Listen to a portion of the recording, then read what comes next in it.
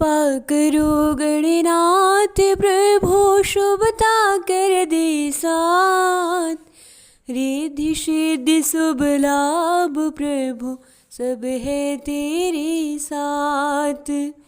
ये सब मेरे साथ हो श्री गणपति भगवान। पूर्ण करो प्रभु कामना बारंबार प्रणाम बारंबार प्रणाम। बोलिए श्री गणपति महाराज की जय। श्री रिद्धि सिद्धि माता की जय। श्री गणेश चतुर्थी व्रत कथा।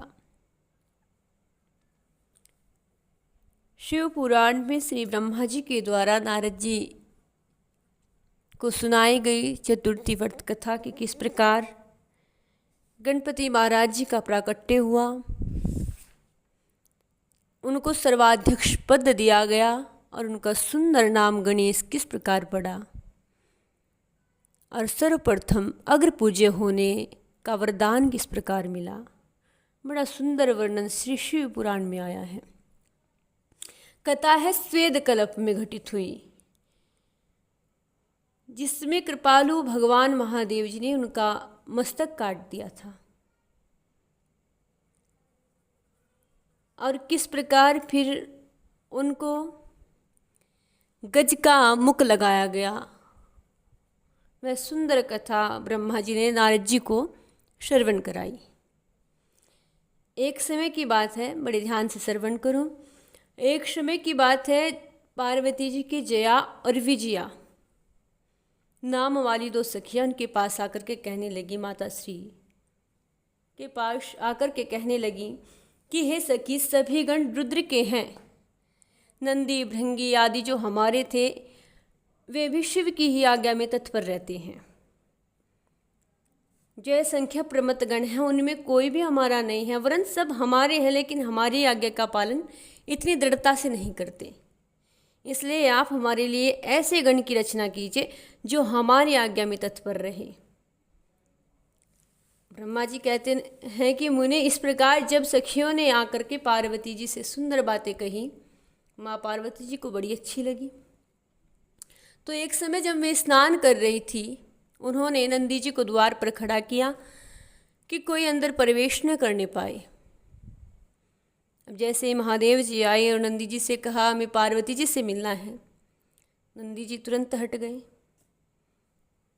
माँ पार्वती लज्जावश खड़ी हो गई, आश्चर्यचकित हो गई और उसी समय उन्हें अपनी सखियों की बातें याद आई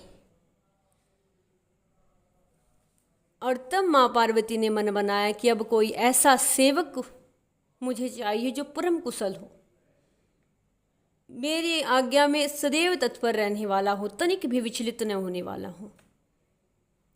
अब माँ ने सुंदर सुअवसर पर विचार करके पार्वती जी ने अपने शरीर के मैल से एक चेतन पुरुष का निर्माण किया, जो संपूर्ण शुभ लक्षणों से संयुक्त था। उसके सभी अंग सुंदर और दोष रहित थे। उसका शरीर विशालकाय, परम शोभायमान, महान बल पराक्रम से संपन्न था। देवी ने सुंदर सुंदर वस्त्राभूषण पहनाए, बड़ा सुंदर आशीर्वाद देकर कहा कि तुम मेरे पुत्र हो, मेरे अपने हो, तुम्हारे समान प्रिय मेरा कोई नहीं है। और जब वह चेतन पुरुष माँ को प्रणाम करके बोला कि माँ, आज आपको कौन सा कार्य आ पड़ा, मैं आपके कथनानुसार उसे पूर्ण करूँगा। अब गणेश जी के यहाँ पहुँचने पर माँ पार्वती ने कहा कि तात, तुम मेरे पुत्र हो, मेरे अपने हो, अतः मेरी बात बड़े ध्यान से सुनो। आज से तुम मेरे द्वारपाल हो जाओ। सतपुत्र, मेरी आज्ञा के बिना कोई भी हेतुपूर्वक मेरे महल के भीतर प्रवेश न करने पाए। जहाँ वह कहीं से भी आए, कोई भी आए बेटा, यह मैंने तुमसे बिल्कुल सत्य बात कही है। ब्रह्मा जी कहते हैं कि नारद, यो कह करके पार्वती जी ने गणेश जी के हाथ में एक सुदृढ़ छड़ी दे दी और द्वार पर खड़ा कर दिया। अब माँ बड़े प्रसन्न मन से स्नान करने के लिए बैठ गई। अब कौतुक करने वाले श्री महादेव उस समय द्वार के पास आए और गणेश जी उन पार्वती पति को पहचान तो थे नहीं। बोल उठे कि माता स्नान के लिए बैठी है, अंदर नहीं जाना है, इसलिए आप यहाँ से हट जाओ। भगवान महादेव जी क्रोधित हुए ने कहा, मूर्ख, तू किसे रोक रहा है? मैं स्वयं साक्षात शिव हूँ, शिव के अतिरिक्त और कोई भी नहीं। फिर भगवान महादेव जी के गण आए, उन्होंने कहा, प्रभु जी हम हटाते हैं, बालक है। और तब भगवान महादेव जी के गणपति महाराज जी को हटाने लग गई, लेकिन गणपति महाराज जी अटल प्रतिज्ञ हैं, द्वार पर खड़े हैं, गण हटाने का प्रयास करते हैं और गणेश जी कहते हैं, मेरी माता श्री की यही आज्ञा है, माता श्री की आज्ञा के बिना कोई अंदर नहीं जाएगा। अब गण विवश होकर के पुनः महादेव जी के पास आए। महादेव जी क्रोधित हुए। महादेव जी ने कहा, पता तो लगाओ कि कौन है यह और क्यों ऐसा कह रहा है। गणों ने पता लगाया और बताया श्री महादेव जी को आकर के कि ये श्री गिरिजा के पुत्र हैं तथा द्वारपाल के रूप में बैठे हैं। तब लीला करने वाले भगवान महादेव जी ने सोचा कि बड़ा अच्छा अवसर है और श्री महादेव जी ने एक लीला रची। गणों के गर्व को हरने के लिए, भगवान महादेव जी के गणों को जो अहंकार हुआ था उस गर्व को गलित करने के लिए श्री महादेव जी ने जानबूझ के एक लीला करनी चाहिए। तो उन्होंने पुनः अपने गणों को भेजा कि जाओ, एक नन्हे से बालक को तुम नहीं हटा सकते, बस इतनी ही शक्ति है। अब गण फिर गए, भीषण युद्ध हुआ, लेकिन गणपति महाराज को पराजित न कर सके। तब भगवान महादेव शूलपाणी स्वयं आए और गणेश जी ने माता का चरणों का स्मरण किया और माँ के आशीर्वाद से गणेश जी में दुगना बल बढ़ गया। और तब सब देवता भगवान महादेव जी के पक्ष में आकर के युद्ध करने लगे।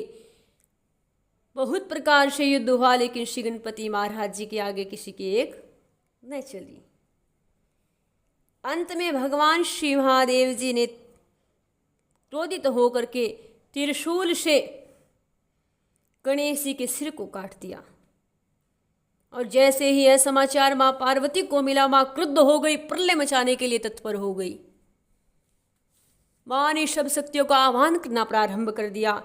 तभी सब देवता भयभीत हुए, विष्णु भगवान के पास आए। भगवान श्री विष्णु जी ने कहा कि अब जगदम्बा का स्मरण किया जाए, उनकी स्तुति की जाए और उनसे क्षमा मांगी जाए। वे जगत जननी हैं, वे अवश्य क्षमा करेगी। वे दया की सुंदर विभूति है और हम सब उनके बालक के समान हैं। तब सब ऋषियों ने, देवताओं ने माँ से कहा, माँ अभी समारोह का समय नहीं है, माँ हमें क्षमा कर दो। अंबिके, तुम्हारे स्वामी शिव भी तो यहीं पर उपस्थित है, तनिक उनकी ओर तो दृष्टिपात करो। हम सब आपके सामने अंजलि बांधे खड़े हैं। माँ सबका अपराध क्षमा करो शिवे, अब शांति प्रदान करो। और माँ के हृदय में करुणा उमड़ गई। माँ बड़ी प्रसन्न हुई और माँ ऋषियों से बोली कि यदि मेरा पुत्र जीवित हो जाए और वह तुम लोगों के मध्य पूजनीय मान लिया जाए तो सहार नहीं होगा और तुम सबको मेरे पुत्र को सर्वाध्यक्ष का पद प्रदान करना होगा, तभी इस लोक में शांति होगी, अन्यथा सुख प्राप्त नहीं हो सकता। इतना कह करके माँ पार्वती मौन हो गई। अब सब देवता सोचने लगे कि यह किस प्रकार होगा। पहले तो पुत्र को जीवित किस प्रकार किया जाए, सब यही मंथन विचार विमर्श करने लगे। अब भगवान श्री विष्णु जी भगवान शंकर महाराज जी के पास आई। शिव जी महाराज जी ने कहा कि ठीक है, जिस प्रकार सारी त्रिलोकी को सुख मिले हमें वही करना चाहिए। अतः अब उत्तर दिशा की ओर जाना चाहिए और जो जीव पहले मिले उसका सिर काट करके उस बालक के सिर पर जोड़ देना चाहिए। जैसे शिवजी महाराज की आज्ञा मिली, देवताओं ने सब कार्य संपन्न किया। शिशु शरीर को शुद्ध करके धो पोंछ करके विधि पूर्वक पूजा की और फिर वे उत्तर दिशा की ओर चल पड़े। पहले उन्हें सबसे पहले में एक दांत वाला एक हाथी मिला।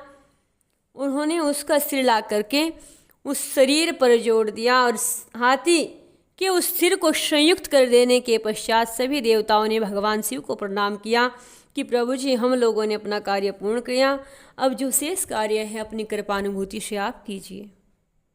ब्रह्मा जी कहते हैं कि नारद, जब भगवान शिव की आज्ञा पालन संबंधी देवताओं ने बात सुन करके देव और पार्षदों को बड़ा आनंद हुआ और तब भगवान महादेव को प्रणाम करके श्री विष्णु आदि देवताओं ने कहा, स्वामिन, आप महात्मा के जिस तेज से हम सभी उत्पन्न हुए हैं, आपका वही तेज वेदमय मंत्र से अभियोग करके इस बालक में प्रवेश करे।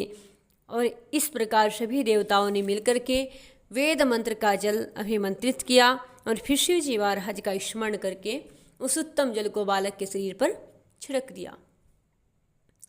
उस जल का स्पर्श होते ही बालक में शिव इच्छा से भगवान महादेव की कृपा से शीघ्र ही चेतनायुक्त होकर के जीवित हो गया और सोए हुए बालक की तरह उठ बैठा।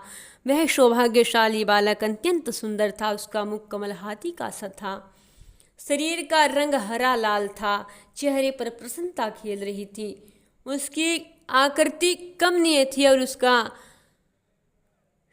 उसके शरीर की सुंदर शोभा थी। मुनीश्वर पार्वती नंदन उस बालक को जीवित देख करके सब बड़े प्रसन्न हुए, आनंद में मग्न हो गए, सबका दुख दूर हो गया। सब हर्ष विभोर हो करके सभी लोगों ने उस बालक को पार्वती जी को दिखलाया और अपने पुत्र को जीवित देख करके माँ पार्वती की प्रसन्नता की सीमा न रही।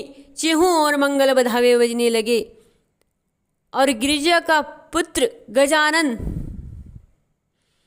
का सुंदर गणनायक देवों ने अभिषेक किया। अपने पुत्र को देख करके पार्वती जी बड़ी मग्न हुई, छाती से लगा लिया और फिर अंबिका प्रसन्न मन होकर के अपने पुत्र गणेश को सुंदर वस्त्राभूषण प्रदान किए। तदनंतर सिद्धियों ने अनेकों विधि विधान से उनका पूजन किया। माता ने अपने सर्व दुखहारी हाथों से उनके अंगों का स्पर्श किया। इस प्रकार शिव पत्नी पार्वती ने अपने पुत्र का सत्कार किया, मुख चूमा, प्रेम किया, वरदान दिया, बेटा इस समय तुम्हें बहुत कष्ट झेलना पड़ा है, किंतु अब तू कृतकृत्य हो गया है तो धन्य है। अब से संपूर्ण देवता तेरी अगर पूजा करेंगे और तुझे कभी दुख का सामना नहीं करना पड़ेगा, क्योंकि इस समय तेरा मुख सिंदूर के समान लाल दिख रहा है, इसलिए मनुष्य को सदा सिंदूर से तेरी पूजा करनी चाहिए। जो मनुष्य पुष्प, चंदन, सुंदर गंध, नैवेद्य, रमणीय आरती और तामुल दान से, परिक्रमा से और नमस्कार करके विधिपूर्वक तेरी पूजा करेगा, उससे सारी सिद्धियाँ हस्तगत हो जाएगी और उसके सभी प्रकार के विघ्न नष्ट हो जाएंगे। इसमें लेश मात्र भी संशय नहीं है। ऐसा सुंदर शुभ आशीर्वाद माँ पार्वती ने दिया। सबने गणपति महाराज जी को मंगल कामना की और तब माँ पार्वती गणपति जी को लेकर महादेव जी के पास आई और भगवान श्री देवादिदेव महादेव जी ने अपना कर कमल फेरते हुए देवताओं से बोले कि यह मेरा दूसरा पुत्र है। तत्पश्चात गणेश जी ने भी उठकर के शिव चरणों में वंदन किया, अभिवादन किया। फिर पार्वती को, ब्रह्मा जी को और नारद जी आदि सभी ऋषियों को प्रणाम करके उन्होंने कहा, यो अभिमान करना मनुष्य का स्वभाव ही है, अतः आप लोग मेरा प्राण क्षमा करें। तब मैं शंकर और विष्णु, ब्रह्मा जी कह रहे हैं कि तब मैं शंकर और विष्णु इन तीनों देवताओं ने एक ही साथ प्रेम पूर्वक उत्तम वर्ग करते हुए प्रदान करते हुए उससे कहा कि शूरवरों जैसे त्रिलोकी में हम तीनों देवों की पूजा होती है, उसी तरह तुम सबको इन गणेश का भी पूजन करना चाहिए। मनुष्यों को चाहिए कि पहले इनकी पूजा करें, तत्पश्चात हम लोगों की पूजा करें। ऐसा करने से हम लोगों की पूजा संपन्न हो जाएगी। देवगुणों, यदि कहीं इनकी पूजा पहले न करके अन्य देव का पूजन किया जाएगा तो उस पूजन का फल नष्ट हो जाएगा। इसमें अन्यथा विचार की आवश्यकता नहीं है। ब्रह्मा जी कहते हैं कि नारद, तदनंतर ब्रह्मा, विष्णु और शंकर आदि सभी देवताओं ने मिलकर के पार्वती जी के सुंदर पुत्र गणेश जी को सर्वाध्यक्ष घोषित कर दिया और गणों का इष्ट बनाया, इसलिए उनका नाम हुआ गणेश बोले गणपति महाराज की जय, गिरिजानंदन गणेश की जय। उसी समय भगवान महादेव जी ने प्रसन्नचित्त होकर के पुनः गणेश जी को लोक में सर्वदा सुख प्रदान करने वाले अनेकों वरदान दिए। उन्होंने कहा कि विघ्न नाश के कार्य में तेरा नाम सबसे श्रेष्ठ होगा, तू सबका पूज्य होगा, अतः अब से तू संपूर्ण गणों का अध्यक्ष हो जा, इसलिए तेरा एक नाम गणेश भी होगा। भगवान महादेव जी के द्वारा सुंदर नाम दिया गया। भगवान श्री महादेव जी ने वरदान देते हुए कहा कि गणेश्वर, तू भाद्रपद मास के कृष्ण पक्ष की चतुर्थी तिथि को चंद्रमा का शुभोदय होने पर उत्पन्न हुआ है। जिस समय गिरिजा के सुंदर चित्त से तेरा रूप प्रकट हुआ, उस समय रात्रि का प्रथम पहर बीत रहा था, इसलिए उसी दिन से आरंभ करके उसी तिथि में तेरा उत्तम व्रत करना चाहिए। यह व्रत परम शोभन और संपूर्ण सिद्धियों का प्रदाता है।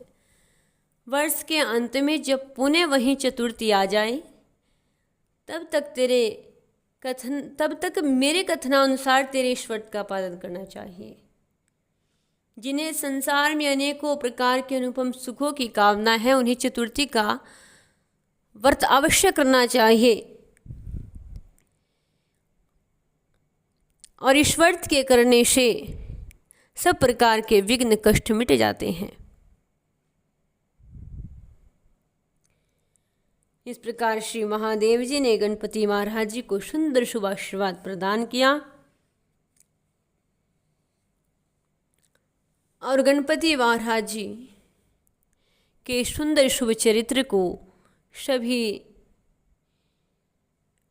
श्रवण करे, गणेश चतुर्थी व्रत को अवश्य करे। गणेश चतुर्थी व्रत का इतना सुंदर फल श्री महादेव जी ने कहा कि अगर रोगी इस चरित्र को सुनेगा तो आरोग्य प्राप्त करेगा, और जो शोक में डूब रहा है वह आनंद से भर जाएगा।